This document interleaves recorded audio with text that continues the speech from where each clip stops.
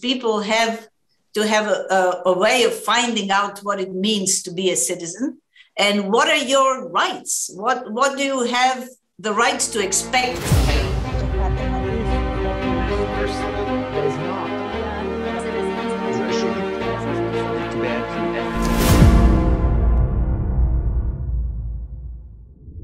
Hello, welcome to the special summer edition of Forum 2000 Online Chat. I'm Martin L., Chief Analyst at the Czech Economy Daily Hospodářské noviny.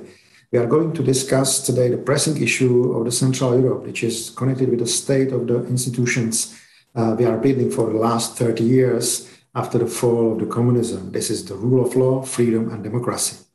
We have two distinguished guests. Firstly, Adam Bodnar, former Polish ombudsman and lawyer. Dzień dobry panu. Hello, good to see you. Vesna Pusic, Croatian sociologist and politician, former deputy prime minister and minister of foreign affairs. Dobar dan. Dobar dan, hello. We have now, I will start with a kind of actual up-to-date question. We have now looming new migration crisis in Central Europe as well.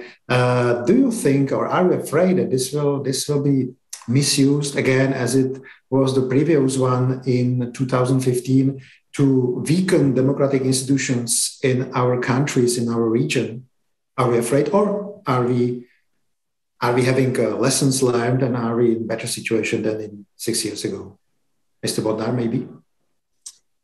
I think it is a very valid issue because, we observe this migration crisis on our border right now. We have a group of Afghan people seeking for refugee status.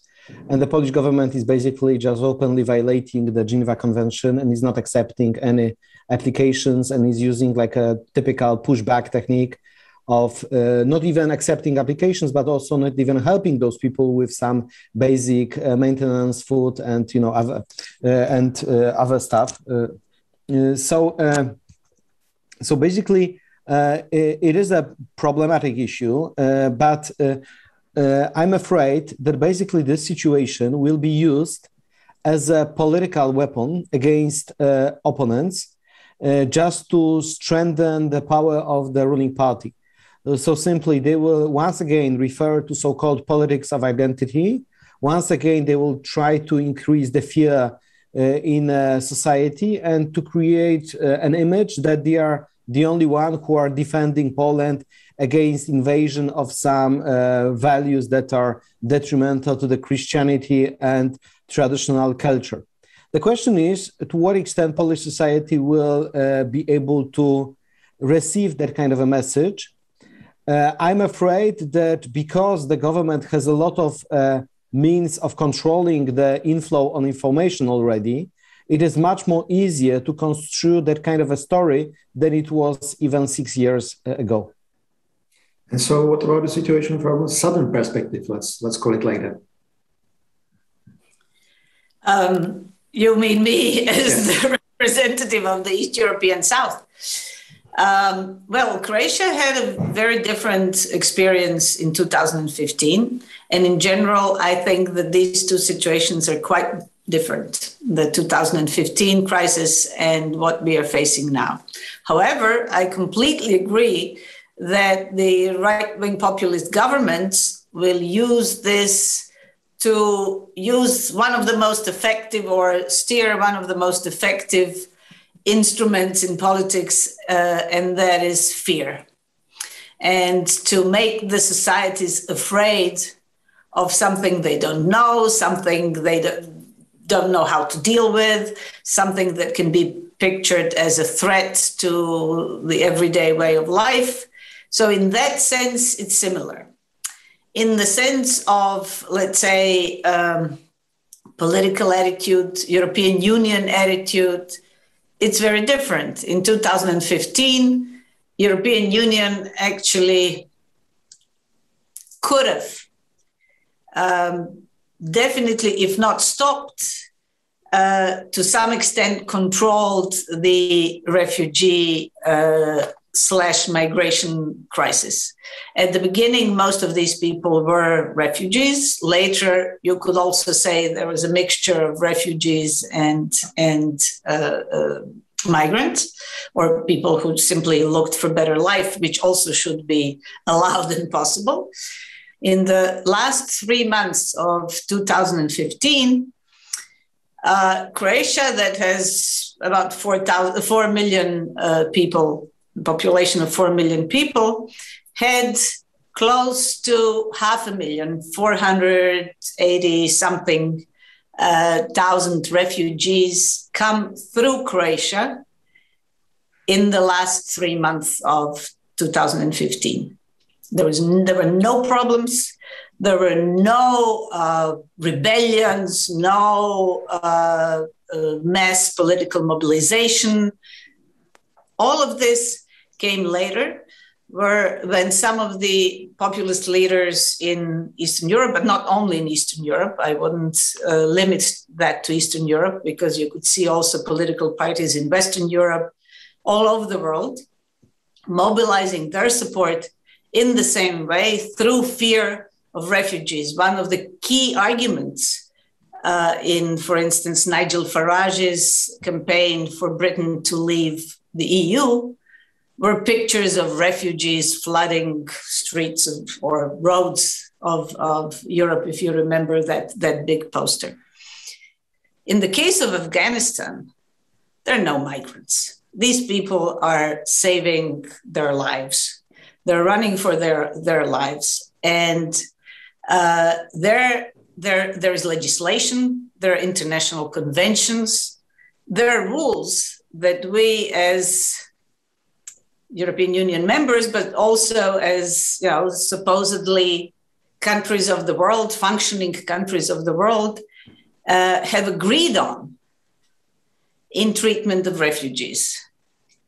And by breaking those rules, we are actually collectively somehow questioning the rule of law, which Adam Bodnar, I'm sure, knows a lot and much more than I do, firsthand experience, and has been fighting for in a very important country and very important member of the European Union, and a country that to a large extent can be seen as a sort of leader of Eastern European members of the European Union in terms of size, in terms of length of leadership, and if you also want, in terms of ideas that led all of us in Eastern Europe to the major changes in the late 80s and early 90s of the last century. However, we are now faced with a situation in the case of Afghanistan where we will, as countries, let's say, most likely explicitly break our own explicit rules. If I go back to Mr. Bodnar, to Poland, where you recently faced an uphill battle about your position as an ombudsman, do you feel that the battle is lost, but war could be even in terms of building the rule of law in Poland, or the situation is to a great extent hopeless? First of all, thank you very much for saying by Mrs. Pusic all those nice words about Poland, because you are right that Poland at some time was a leader of changes in this part of Europe. Unfortunately, we are not any longer. That is our big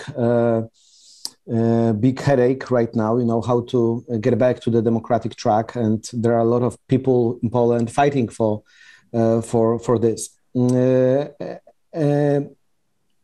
I think that maybe I will first concentrate a little bit on the status of my office, because I was the ombudsman for almost 6 years. And in fact, I had to finish my job because of the judgment of the Polish Constitutional Court, the judgment that was really contrary to some basic principles. But what was interesting is that the parliament has realized that there is a need for the independent ombudsman to be appointed, and the new person was promoted to this position in the end of July.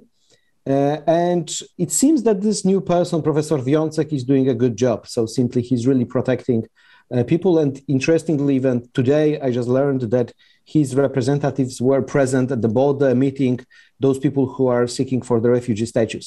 So this is a good sign of integrity that they were there and that the Ombudsman Office is still working to protect liberal values, and let's hope it will continue. So, but this situation shows that if you are fighting this battle, you have all the time, the chance to win it. And the second battle we are having is the battle for the judicial independence. We have plenty of judges and lawyers who are fighting for the rule of law.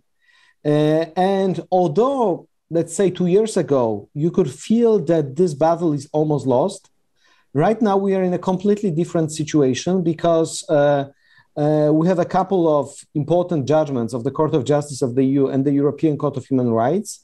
The Commission is calling Polish authorities to implement the recent judgment of the Luxembourg Court. And most importantly, the money from the European Recovery Fund is suspended, and it seems that the Commission thinks that this money should not be transferred to Poland as long as Poland resolves all those problems connected with the judicial independence and especially with the disciplinary chamber of the Supreme Court. So you think that the government will comply with the EU court decisions being pushed by the money? I wouldn't say so strongly that it will comply, but I think that this judgment plus some policies by the European Union is giving some strength and maybe some hope for those people fighting for democracy in Poland, and that they will be able to survive within this hope for next 2 years until next parliamentary elections. So I don't believe that the European Union plus European courts are like magic instruments that they will transform Poland. I'm not naive. I rather believe that they will give some strength for survival for additional years, because what was proven over those last years is that we have a quite significant community of values, a community of people who are fighting back and who are believing still in liberal democracy. And, and if I meet, a number of judges who are extremely integral, who are extremely professional and believing in those basic rule of law values, then you have a hope for the future. You are not just saying that, it's just lost. It's the end of, story. You are just becoming, authoritarian country. You know that you are somewhere in between, that it makes sense to still fight for it and to believe that we'll be able to reinforce democratic values in a society. Question for both of you. What might be the kind of common problem of our countries, also Czech Republic, Slovakia, Hungary, in this strip between, let's say, Tallinn to Sofia? Why we are so vulnerable after 30 years of building institutions to these populisms, to these nationalisms? My personal theory is that we have built institutions like independent media or independent judiciary only on paper, that we haven't fulfilled the basic Copenhagen criteria from the very beginning. But I would be eager to know what's your opinion, Mrs. Pusic. In terms of building a democratic society, 30 years, I think, is a very, very short time. And it takes way longer. Plus our, let's say, the years where we were supposed to make the next step or reach the next level in building and stabilizing and strengthening democratic institutions coincided with the global crisis of democracy. All of our local, let's say, populist, right-wing populist leaders were extremely interested in the Donald Trump experience in America, in the changes that happened in, let's say, Turkey with Turkish President Erdogan moving also towards way more authoritarian rule, in the rise of the right-wing parties that became very strong in countries like France, but also in a number of other European countries. in a way, democracy was on the defensive at the time when it was supposed to sort of reach the next level in our so-called new democracies. I always refer to democracy in Croatia as our young democracy. The fact is that we, in these 30 years, that's very, very long time for human life, but for institutions, for state building, it's not such a long time. And all these people who were part of an authoritarian culture, or who simply saw democracy as space where you can get rich quickly because institutions are still unstable, all the things that transition years brought with them, all of a sudden were encouraged by the crisis of democracy in what we always thought and what objectively are really old democracies. Britain with problems with Brexit and a succession of governments that basically didn't know what to do. Affirmation of, for instance, lying as one of the key instruments in public discourse and campaigns. These are all things that are familiar and that are comfortable for people who are, let's say, enemies of democracies or who reject democracy. And they exist in our societies, of course they do. And they were, I think, encouraged greatly by the experiences and developments that they saw in the so-called old democracies. That also put people who are fighting for liberal democracy in our countries on a defensive. And all of a sudden, this was not a self-understood thing, but this was something that you somehow had to justify. And, how you are now trying to justify these democracies. They didn't help in the case of Crimea. They didn't help in the case of Myanmar. They didn't help in the case of Belarus. They didn't help in the case of, changes in Turkey. And all of a sudden, you find people like us who are fighting for democracy find ourselves on the defensive globally. And I think in countries that had, basically 30 years of experience of building democratic institutions, that is a very sensitive and potentially dangerous thing. And this is what created openings for something that might not be pleasant for people, but something that they know from before. And these are strong men. And strong men have learned one thing in these 30 years. Even people like Orban, who were not strongmen originally, learned one thing, and this is how to win elections. Mr. Bodnar, was there any specific Polish way which went wrong before we go to the kind of future, still analyzing the past? Was there any specific? Because there are a lot of common features in all our countries, but was there anything specifically Polish? Wrong way of this institutional building. I can only agree with those general statements and conclusions made before, but let me add just 2-3 specific aspects. So I agree that we observed over those last 30 years so-called reception of democratic institutions. That, let's say the Constitutional Court as a model, we looked at the example of Austria, Germany, maybe France, and basically we copied this model to our countries. Or we enhanced the power of the parliament, or we have created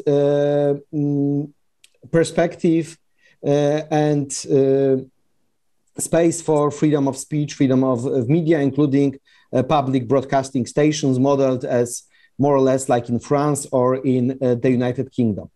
But basically, when we are doing this over those 30 years, it seems to me that we didn't tell to the people why they are needed. What is the value of them in a democratic society? We didn't provide enough of a training for young people, for teachers, for pupils, for students, why they need those institutions for their daily life, for their security, for their stability. So many people started to treat it as, they are as they should be. They started to take it for granted that they just exist. So when those strongmen, new leaders started to attack those institutions, people didn't think about some abstract values like judicial independence or freedom of media, but rather in terms, okay, so what is my personal benefit from this institution? And if you didn't have anything in common with courts, you didn't think about courts as being your own. Moreover, you could have some problems with those courts because you are not satisfied with their performance. So if the political leader is telling you, we are going to reform the court, you are saying, yes, they are lazy, they are opportunistic, proceedings are protracted. So maybe that's true, they should be more accountable and they should be more responsive to my needs. So it was much more easier to present that kind of a vision of a world. But please note that all of this did not happen in vacuum. And I would add two additional perspectives of what had impact on people's living. I think the Polish characteristics, at least, is such that previous governments invested a lot of energy into economic growth, into infrastructure development, into kind of speeding up reforms in order to fill the existing gap and in order to meet, let's say, expectations of a certain standard of how cities, how rural areas, and how, let's say, roads should look like. So we have such a saying, that finally we look like in the West, okay? So finally we have highways like in the West. We didn't have it. Now we have it thanks to the EU money. But what does it mean? It means that we didn't think about people in all of this. We thought more about buildings and roads than about stability and egalitarian vision of a society. And then you have a new leader coming, like Kaczynski, saying, oh, guys, but we need to bring more equality between people living in rural areas and in big cities.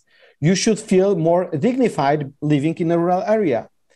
So we are going to present new economic policies, new spending, new perspectives on your living, and also even foreign policy will present you as with this a sense of national martyrdom and national patriotism. So that was quite an easy coin to play with because it reflects obviously on Trump's politics of identity coupled with better economic stability. So people decided to vote on law and justice. But I will add one more element, which is common to, I think, to all of us. There is a wonderful book by Anne Applebaum, which is called Twilight of Democracies. And she says, I think in the second or the third chapter, that what we observe right now, that because of social media, we are not any longer living in a world when we have one source of information, or I don't mean maybe one source of information, but one, let's say, zone within which we all live and in accordance with which we all behave. So each of us is using all different kinds of sources of information, depending whether you are young or old, whether you are living in a city where you have cable TV or you have just terrestrial TV. So simply what we observe is that there is no a one place where we can follow some basic information about the world. So we observe so-called cascades of information. And so first of all, before we believe in something, we have to start whether it is true or not. Because different media and different sources of information try to convince us that they are the rightful source of information. And please note, in this era of mistruth and disinformation, politicians who are strong leaders are saying, we are the ones who are telling you what is true or not. So we are presenting you the true vision of the world. And if they have access to public media or other sources of information, or maybe they are in some friendships with big billionaires who are owning media, then they have much more impact on the discussion and on presenting some of their perspectives than in typical democracies where you have a traditional approach to freedom of speech and freedom of media, and where the press has a natural trust. So something like a bigger global phenomenon is having, in my opinion, much deeper effect on the democracies in our part of the world because of this, because of the manipulative use of media by leaders from Central and Eastern Europe. There will be a lot of topics to talk about, but we have only a couple of minutes left. I have let's say, the harshest question on which I need very short answers from you. Is democratic future in our countries in danger? Are you afraid that democracy will not prevail in, let's say, a couple of years from now in our countries, in our region? I think we should always act as if democracy is in grave danger. I don't think we should take it for granted. I think that the history and the current world situation teaches us that it can disappear very fast, and it can disappear without us noticing it. And I have definitely lived through that. So sort of firsthand experience. And all the achievements in that sense, political achievements in terms of liberty, openness, sort of a free society, are start backsliding the moment you stop fighting for them and you stop pushing them forward. And one good example that Adam Bodnar mentioned was this education. We were fighting for civic education in high schools for years and still didn't manage. In some cities, they have it now in Croatia. In some cities, they don't. You see differences in the way people vote. You see differences in the way people act. So this is extremely important, although it's sometimes treated as a sort of almost frivolous issue. This is the essence. People have to have a way of finding out what it means to be a citizen and what are your rights. What do you have the rights to expect and ask for from the government? So to condense this into a short answer, should we be afraid of losing democracy? My short answer is yes. Thank you. Mr. Bodnar, after your personal experience. My answer is basically the same, that we should be very much afraid of the future of democracy. I'm afraid of what is the future of my country, because right now, in my opinion, we are not this fully fledged constitutional democracy any longer. I observe so many abuses, also in the context of last year's presidential elections, the abuse of the power of the Constitutional Court to achieve some purposes, lack of accountability of highest officials for their decisions, and including some violations of the law. So you have a number of situations where portray Poland as a already non-democratic country, but fortunately not yet fully authoritarian. So we are somewhere in between. Sometimes I use the theory of competitive authoritarianism, which means that it is that kind of a country where that kind of a political system where you have incumbent and you have those who are fighting for power, but basically those who are fighting for power are always on the losing side. So they can still possibly win, but they must overcome all the difficulties. They must be much more creative and brilliant in their policy making than those who are at power, because those at power have so-called competitive edge. But I would say that, okay, but let's imagine that one day, we'll have parliamentary elections 2023. Let's imagine Polish opposition wins. Those people who are believing in full democratic values, they will try to reform the country and to come back to the democratic track. So I do believe that this whole period we are having right now is something like the laboratory of experiences, laboratory of projects, ideas, and ways how we can reinvigorate democracy.